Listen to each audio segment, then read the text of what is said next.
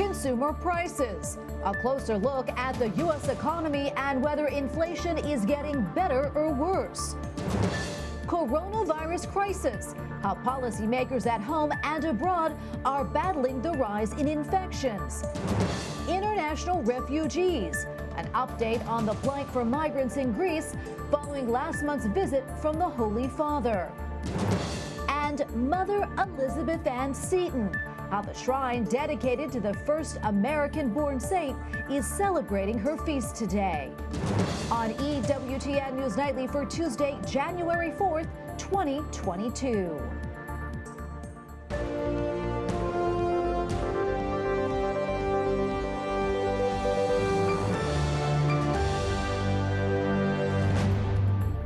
Thank you so much for being with us tonight on this feast of St. Elizabeth Ann Seton. I'm Tracy Sable. We'll have much more on Mother Seton later, but first, President Joe Biden receives an update from his COVID-19 response team. They question when the Omicron surge will reach its peak here in the United States. The country's Surgeon General said today that COVID has proven many predictions wrong. White House correspondent Owen Jensen reports. Nearly 1 year into his administration, President Joe Biden's battle against COVID-19 continues with no clear end in sight. The latest variant, Omicron, now holding the nation hostage from a return to normalcy. Numbers from the U.S. Centers for Disease Control and Prevention reveal Omicron caused over 95% of new COVID cases last week. We're going to see, as you all have been hearing, continued rise in cases. At one time, it looked like COVID might be in the rearview mirror, but now the new year looks a lot like the old one. Still, the president hopeful.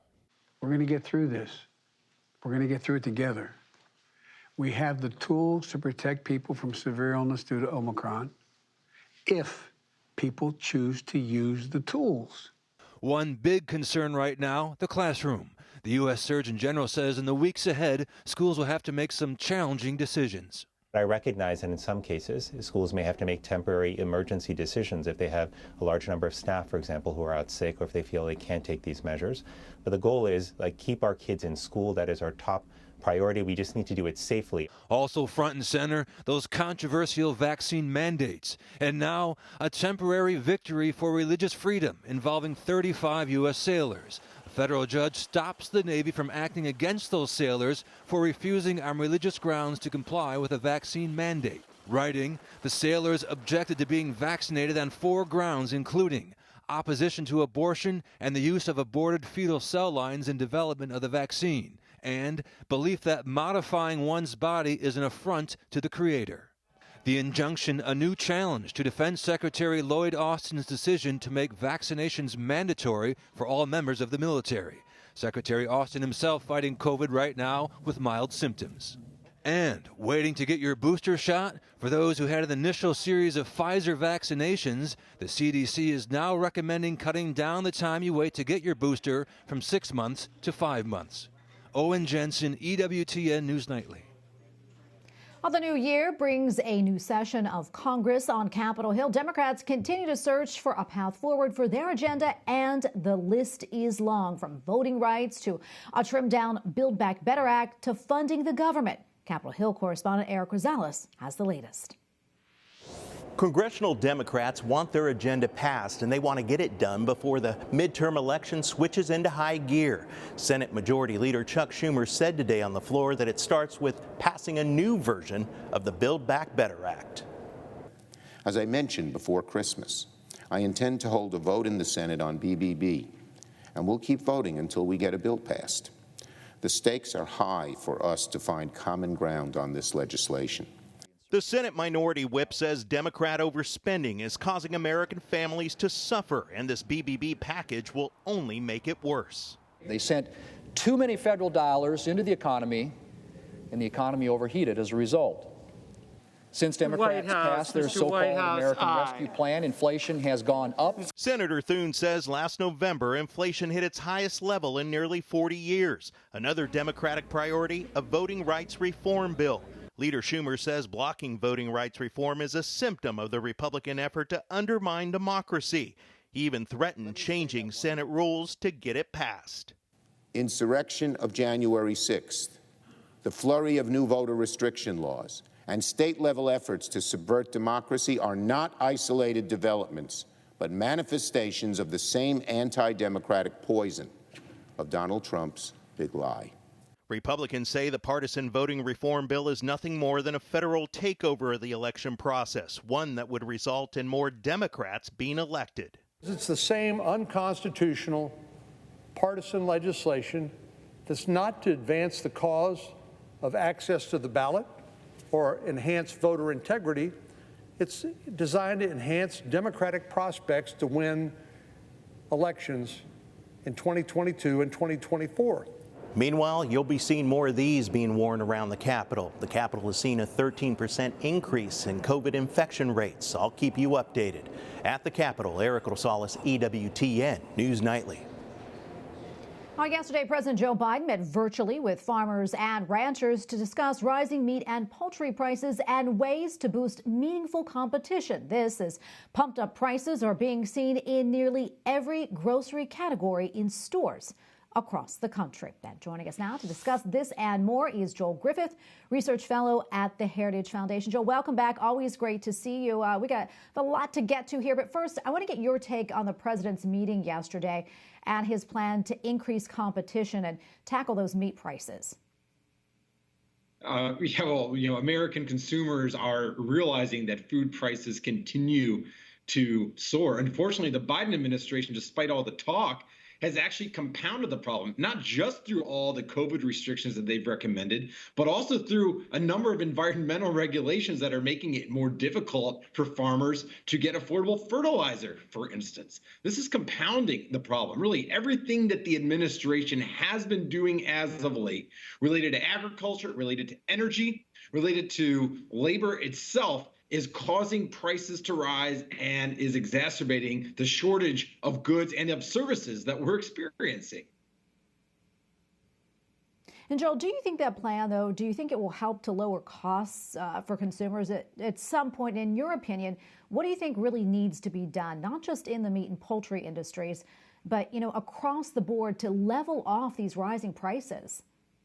Well, what we need to have seen done is a complete elimination of the remaining COVID restrictions that are in place. And leading the pack right now on those restrictions, of course, is the vaccine mandate that the administration continues to push forward. A lot of private businesses, a number of states are putting in place their own requirements. And that is actually compounding the labor shortage as it forces people out. There are some surveys that suggest that upwards of 20% of truckers, for instance, if these requirements are put in place, that they might choose to no longer be in their industry. This is a very real concern. If you look at the rising prices overall, and we're seeing prices rise at the fastest pace in about 40 years, that has been largely because of government policies, both related to shutting down supply and then also in spending and printing trillions of dollars that is driving up demand at the very same time that we are suppressing supply. This is largely a government-caused problem that politicians continue to blame on COVID. It's been government-caused, and what the administration has been pushing for in terms of more spending would make the problem worse for years to come. Joel, I want to talk about labor now. The Labor Department released some new numbers today showing 4.5 million Americans left their jobs in November. That is a record right there. What do you think is spurring this so-called Great Resignation, and what type of impact is it having on the labor market overall?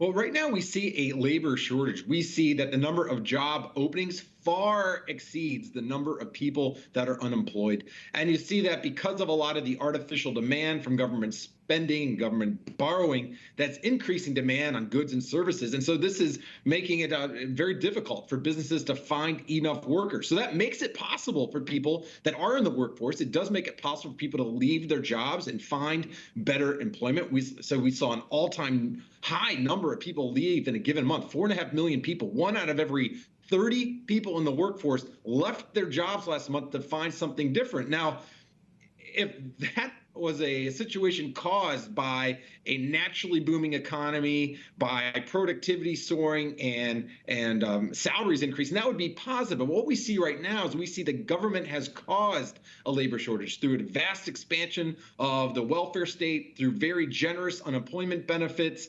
And through all of the spending, this is called an artificial labor shortage. And this is dangerous, not just because it hurts businesses, but actually it's driving up the cost of goods and services. And despite the fact the labor market is so hot, despite the fact that wages are increasing, we have seen the typical person see their real take-home pay decrease over the past year because of this. Yeah, Joe, I want to talk about COVID now, kind of focusing on that. We're seeing a surge, as you know, in COVID cases, and a number of cities are putting restrictions in place requiring proof of vaccination to go to restaurants, sporting events, and other entertainment venues. I'm curious, how do you think these restrictions are going to impact these local businesses?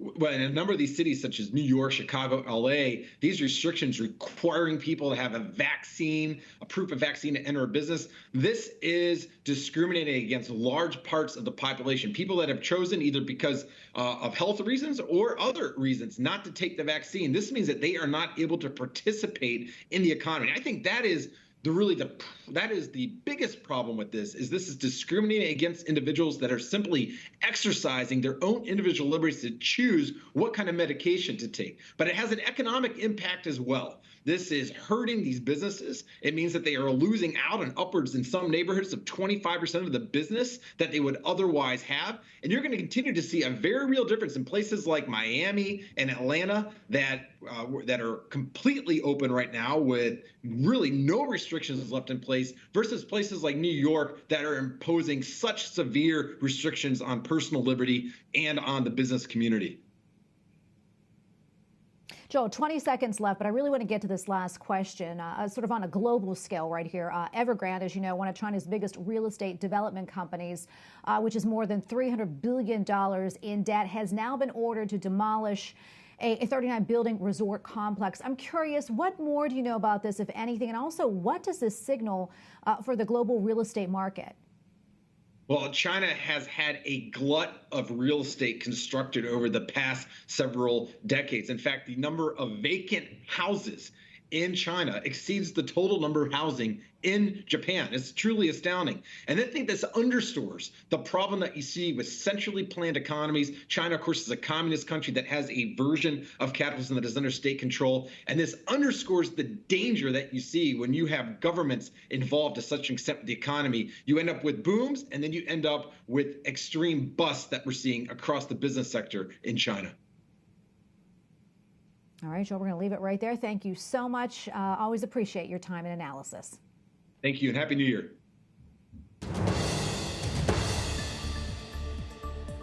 On the medical team for Brazil's President Jair Bolsonaro is prescribing a liquid diet to avoid surgery as treatment for an intestinal obstruction, which hospitalized him yesterday. He has already had 4 previous operations due to a knife attack that he suffered at a 2018 campaign event.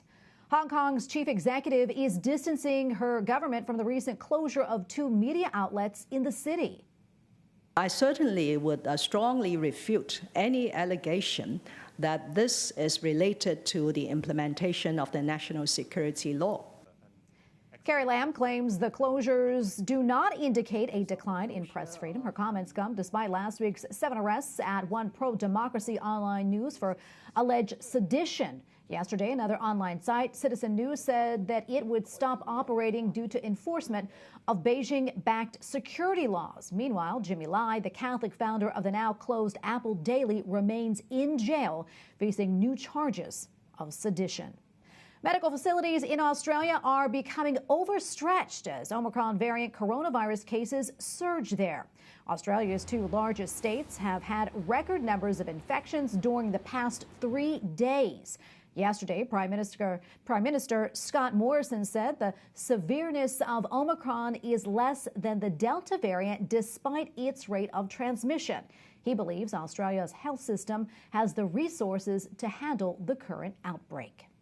In Germany, tens of thousands of people protested their opposition to coronavirus restrictions.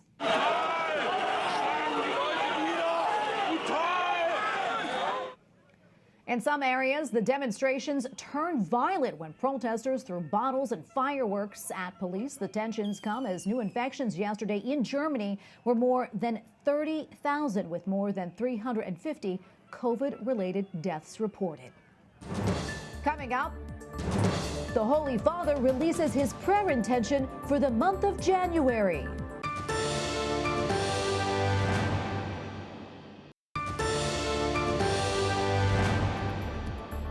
A retired English cardinal is grateful for a royal honor bestowed by Queen Elizabeth II on New Year's Eve. Cardinals Michael Fitzgerald received the Order of the British Empire for his lifelong ministry of promoting interfaith relations between Christians and Muslims. Pope Francis releases his prayer intention for the month of January. In it, he asked the faithful to pray for victims of religious discrimination and persecution. Como seres humanos, tenemos tantas cosas en común.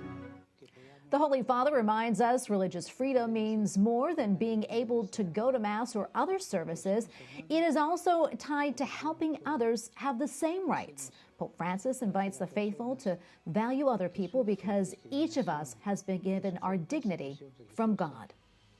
The Holy Father also released his message for the World Day of the Sick next month. He reminds the faithful visiting the sick is a basic part of being a Christian, and added caring for the sick is more than the calling for a few. It is the mission of every follower of Christ. The 30th World Day of the Sick takes place February 11th. It is also the feast of Our Lady of Lourdes. Well, LA Catholic Association says between 2016 to the end of last year, it has helped 4,000 refugees reach Europe safely. The community of Sant'Egidio says the migrants primarily came from Syria and Eritrea. Italy has welcomed more than 3,500 refugees. The issue also is a point of emphasis for Pope Francis. Last month, during a trip to Greece, the Holy Father visited a refugee camp on the island of Lesbos. He later referenced the visit during a weekly talk to pilgrims at the Vatican when he asked governments around the world to do more to help the displaced. Up next, Mother Elizabeth Ann Seton celebrating the feast of the first canonized saint born in the United States.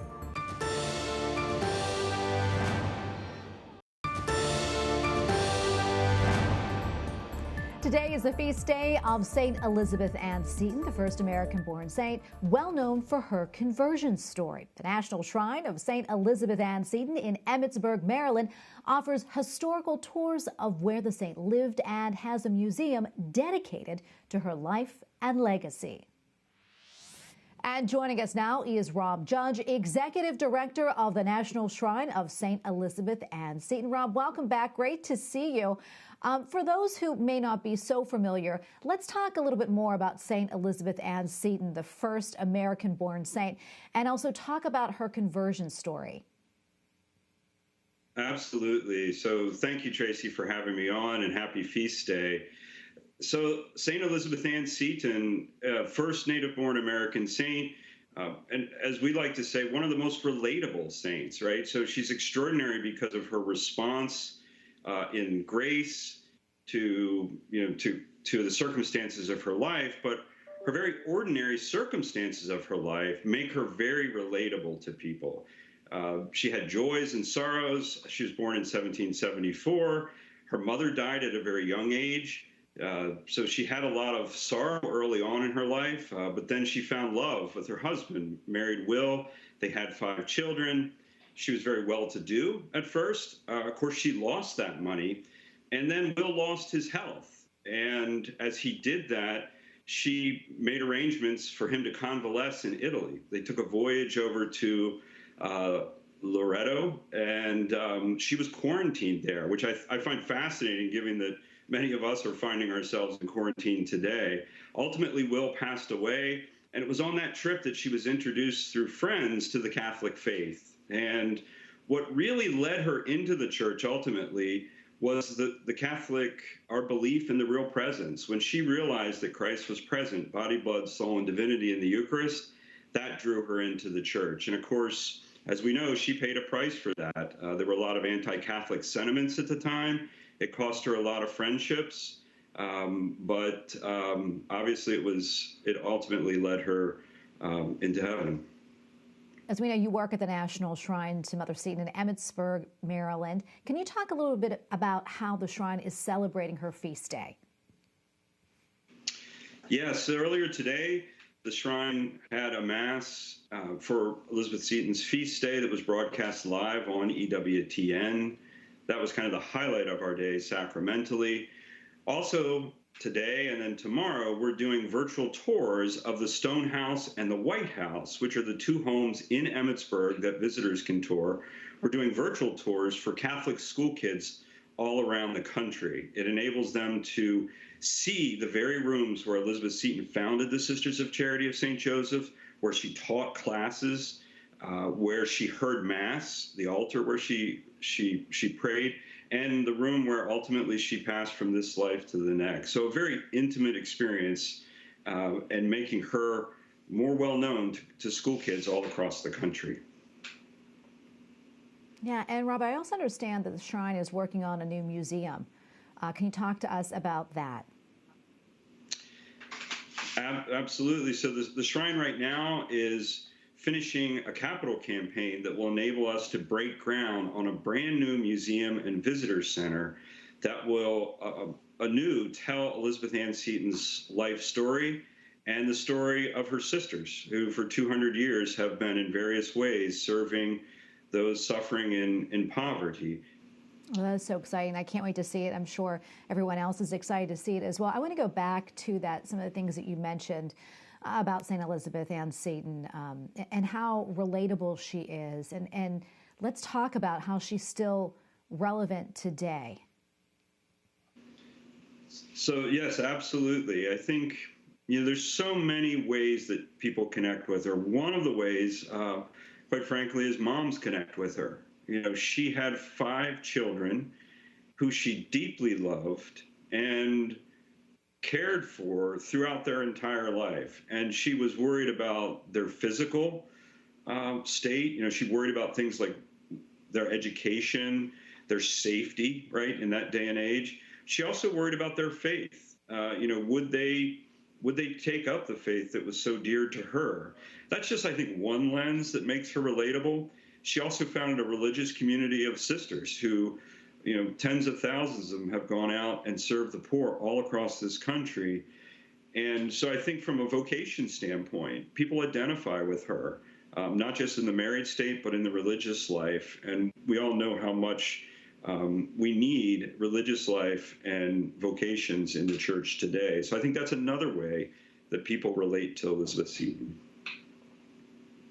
Yeah, for sure. And before I let you go, Rob, one of the things I want to talk about is how she's a source of inspiration and hope in our daily lives. One of the things I did this morning was look at some of her famous quotes, and they really are an inspiration to me. What else can you add to that? Well, I think Elizabeth Seton had a lot of hardships. She lost her mother, as I said, at an early age. She lost her husband. She lost 2 of her children during her lifetime. So she saw a lot of suffering. And yet one of her quotes was "look up."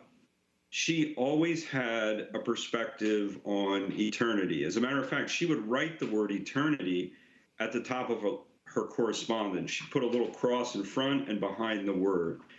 So I think the fact that whether joys or sorrows come in our life, if we're focused on eternity, that God loves us, He has a plan for us, and we're not made for this world, we're made for the next.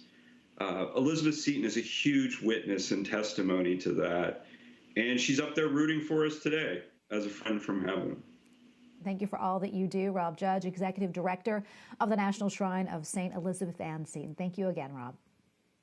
Thanks, Tracy. And St. Elizabeth Ann Seton, pray for us. Thank you for watching tonight.